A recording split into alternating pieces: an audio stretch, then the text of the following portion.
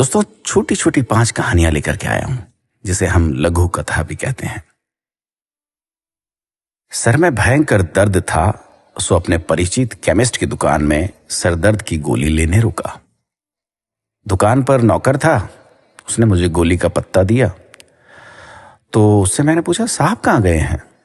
तो उसने कहा, साहब के सर में दर्द था, सो सामने वाली दुकान में कॉफी पीने गए, अभी आते होंगे। मैं अपने हाथ में लिए उस दवाई के पत्ते को देखने लगा। एक दूसरी लघु कथा। माँ का ब्लड प्रेशर और शुगर बढ़ा हुआ था, सो सवेरे सवेरे उन्हें लेकर अपने उन्हीं के पुराने डॉक्टर के पास लेकर के गया और क्लिनिक से बाहर उनके गार्डन का नजारा दिख रहा था, जहां डॉक्टर साहब योग और व्यायाम कर रहे थे। मुझे करीब 45 मिनट इंतजार करना पड़ा।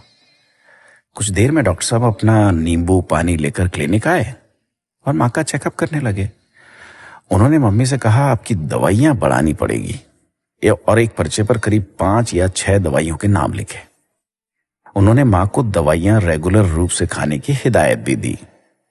बाद में मैंने उत्सुकतावश उनसे पूछा कि क्या आप बहुत समय से योग कर रहे हैं डॉक्टर साहब?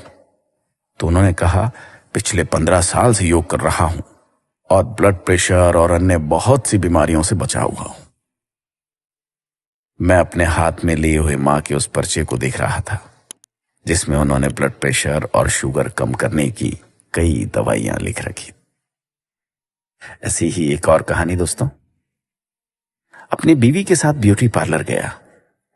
मेरी बीवी को हेयर ट्रीटमेंट कराना था, क्योंकि उनके बाल काफी खराब हो चले थे। रिसेप्शन में बैठी लड़की ने उन्हें कई तरह के पैकेज बताए और उनके फायदे भी। पैकेज 1200 से लेकर 3000 तक के थे। कुछ डिस्काउंट के बाद मेरी बीवी को उन्होंने 3000 रुपए वाला पैकेज 2400 में कर दिया। हेयर ट्रीटमेंट के समय जब उनका ट्रीटमेंट करने वाली लड़की के बालों से अजीब सी खुशबू आ रही थी, तो मैंने उससे पूछ लिया, आपने क्या लगा रखा है? कुछ अजीब सी खुशबू आ रही है। तो उसने कहा कि उसने सर में तेल में मेथी और कपूर मिलाकर रखा है, इससे बाल सॉफ्ट हो जाते हैं और जल्दी बढ़ते हैं। मैं अपनी बीवी की शक्ल देख रहा था, जो 2400 रुपए में अपने बाल अच्छे कराने आई थी। इसी तरह एक और छोटी सी कहानी। मेरी रईस कजीन, जिसका बड़ा डेयरी फार्म है, उसके फार्म पर जाना हुआ मेरा। फार्म में करीब 150 विदेशी गायें थी, जिनका दूध मशीनों द्वारा निकालकर प्रोसेस किया जा रहा था। एक अलग हिस्से में 2 देसी गाय हरा चारा खा रही थी। पूछने पर बताया कि उनके घर पर उन गायों का दूध नहीं आता जो विदेशी हैं, जिनका दूध उनके डेयरी फार्म से सप्लाई होता है, बल्कि परिवार के इस्तेमाल के लिए इन 2 देसी गायों का दूध, दही और घी इस्तेमाल होता है। मैं उन लोगों के बारे में सोच रहा था जो ब्रांडेड दूध को बेस्ट मानकर खरीदते हैं। दोस्तों, ऐसी एक और छोटी सी कहानी। एक प्रसिद्ध रेस्तरां जो कि अपनी विशिष्ट थाली और शुद्ध खाने के लिए प्रसिद्ध है। हम खाना खाने गए वहां पर। निकलते वक्त वहां के मैनेजर ने बड़ी विनम्रता से पूछा, सर खाना कैसा लगा? हम बिल्कुल शुद्ध तेल, घी और मसाले उपयोग करते हैं। हम कोशिश करते हैं बिल्कुल घर जैसा खाना लगे।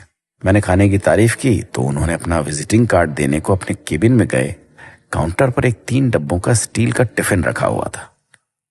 एक वेटर ने दूसरे से कहा, सुनील सर का खाना अंदर केबिन में रख दे, बाद में खाएंगे। तो मैंने वेटर से पूछा, क्या सुनील जी यहां नहीं खाते? तो उसने जवाब दिया, सुनील सर कभी बाहर का खाना नहीं खाते, हमेशा घर से आया हुआ ही खाते हैं। मैं अपने हाथ में 1670 रुपए के बिल को देख रहा था।